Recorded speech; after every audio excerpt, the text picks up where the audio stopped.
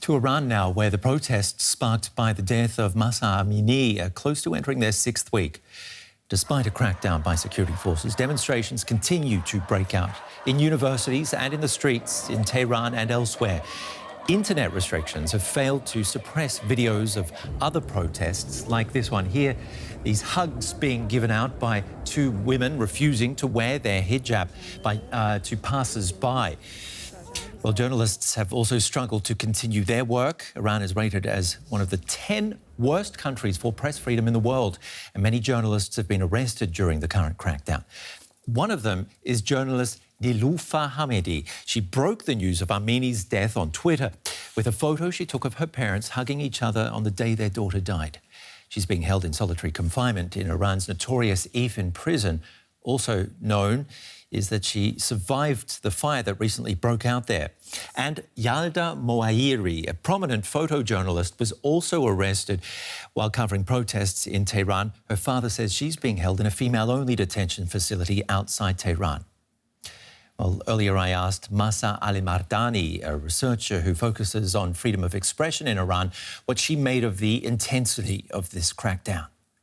So, yes, I have been following this news. I mean, since the 2009 protest movement against the re-election of President Ahmadinejad, there has been this movement to really centralize and restrict the internet. And of course, despite these efforts for the past 10 years, they have not been able to fully restrict and close down the internet. There's many reasons, including economic reasons, but the internet is the only reason why we have any ability to have documentation and awareness about what's going on. Of course, the media is severely restricted in its traditional forms, and so we've seen the really incredible power and impact of citizen journalism. So we have these protest networks, and especially very strong this time around, we have protest networks like 1500 Tasfir, has over 1 million followers on Instagram, and it has been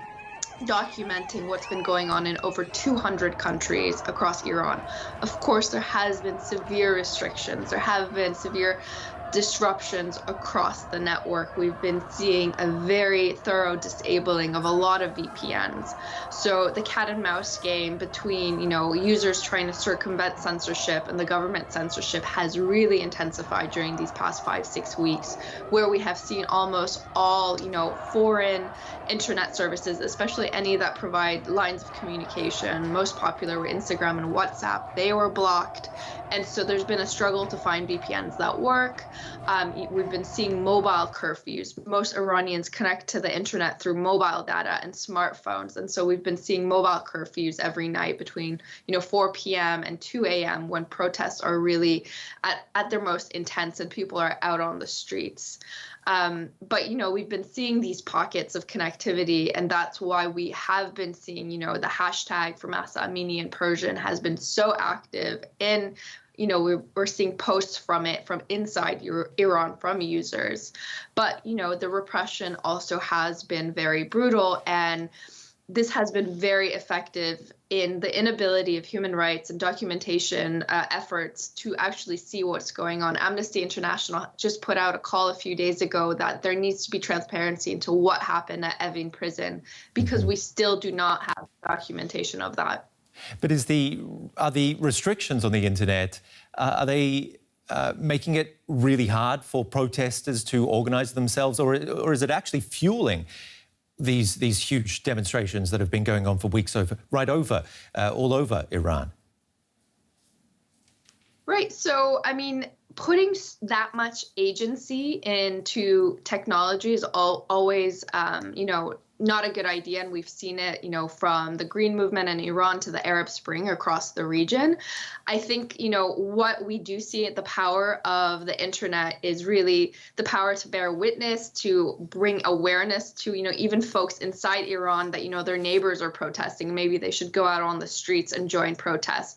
So it would be too far to say that the internet is helping people, organize and mobilize in specific places. I think it's much more local and, neighborhood oriented. We've been seeing so much footage from Ekbatan, which is this building complex in Tehran where that video you referred to of the hugs was coming from.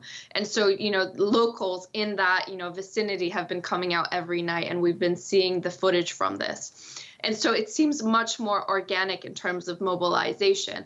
Of course, the awareness and knowing that there's brutality and crackdown and people need to stand up against this has definitely been feeding and being, powered through social media.